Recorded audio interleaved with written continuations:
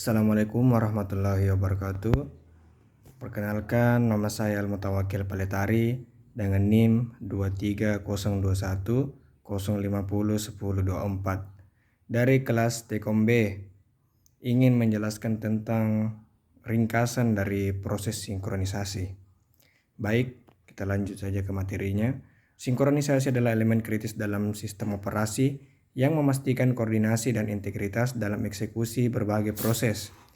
Dengan memahami tantangan seperti konflik, deadlock, dan race condition, kita dapat mengimplementasikan mekanisme sinkronisasi yang sesuai dengan tujuan dan kebutuhan sistem.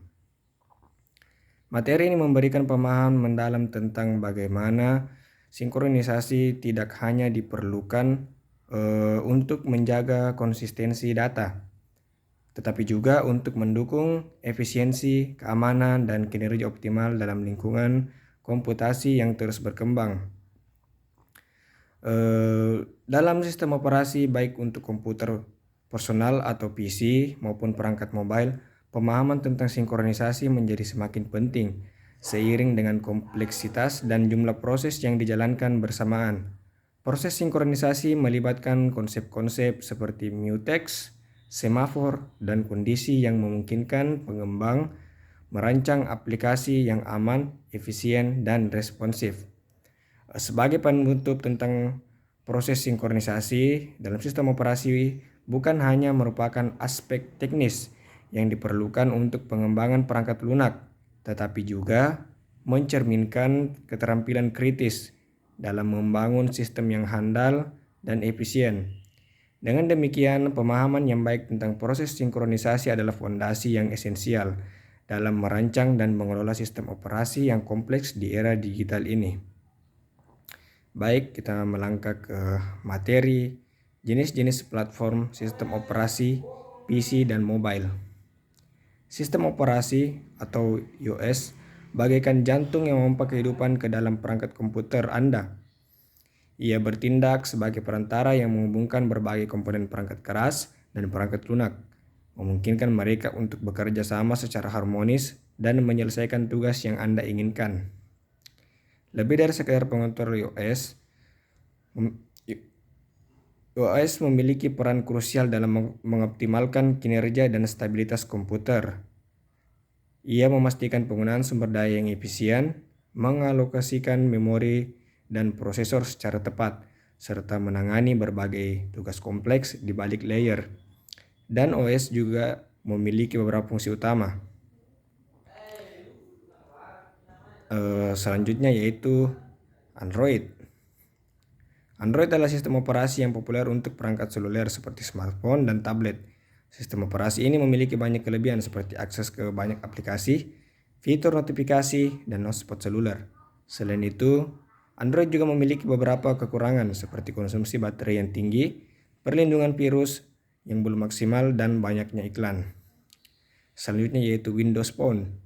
Meski memiliki kelebihan tersendiri seperti aplikasi khusus, booting cepat, dan integrasi Office yang baik, tidak lagi menjadi pilihan utama pengguna smartphone masa kini.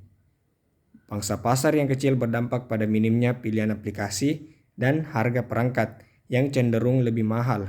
Ditambah lagi, pengembangan Windows Phone telah dihentikan oleh Microsoft pada 2017, sehingga pengguna tidak akan menerima update terbaru. Jika mencari smartphone dengan variasi aplikasi yang luas dan dukungan berkelanjutan, sebaiknya pertimbangkan Android atau iOS. Namun, bila Anda membutuhkan fitur unik seperti Live Tiles dan integrasi Office yang seamless, Windows Phone mungkin masih bisa menjadi opsi, dengan catatan melakukan riset yang mendalam sebelum membeli. iOS adalah sistem operasi mobile buatan Apple yang terkenal dengan stabilitas dan integrasinya dengan produk Apple lainnya. Sistem operasi ini pertama kali diluncurkan pada tahun 2007 dengan nama iPhone OS dan hanya tersedia untuk iPhone. Seiring perkembangannya, iOS kini tersedia untuk iPhone, iPad, dan iPad Touch. Baik, selanjutnya yaitu Windows. Windows adalah sistem operasi yang penting dan populer yang dikembangkan oleh Microsoft. Windows mengelola sumber daya komputer dan menyediakan antarmuka grafis intuitif bagi pengguna. Sejarah Windows dimulai dari MS-DOS di tahun 1980-an berkembang hingga versi terbaru, Windows 11. Setiap versi membawa inovasi dan peningkatan. Windows terkenal dengan kompatibilitasnya, memungkinkan pengguna menjalankan program lama di versi terbaru. Windows 11 menawarkan antarmuka modern, kinerja tinggi, dan integritas dengan layanan Microsoft. Fitur-fitur baru dirancang untuk meningkatkan produktivitas dan pengalaman pengguna. macOS adalah sistem operasi khusus untuk perangkat Apple yang mengutamakan keamanan dan pengalaman pengguna. Pertahanannya yang kuat melindungi dari virus dan antarmukanya yang bersih dan modern membuat navigasi intuitif macOS terintegrasi dengan mulus dengan produk Apple lainnya, menawarkan pencadangan dan pemulihan data, dan bahkan memungkinkan booting ganda dengan Windows 10. macOS ideal bagi pengguna yang menginginkan sistem operasi aman, modern, dan mudah digunakan dengan integrasi mulus ke produk Apple lainnya. Namun perlu dipertimbangkan harga yang lebih tinggi dan keterbatasan software dan upgrade hardware. Linux adalah pilihan menarik bagi pengguna yang menginginkan sistem operasi gratis, fleksibel, dan aman. Komunitas open source yang aktif dan beragamnya distro menjadi nilai tambah tersendiri. Namun perlu dipertimbangkan potensi kesulitan dalam hal user friendliness dan dukungan software yang lebih terbatas dibandingkan sistem operasi mainstream.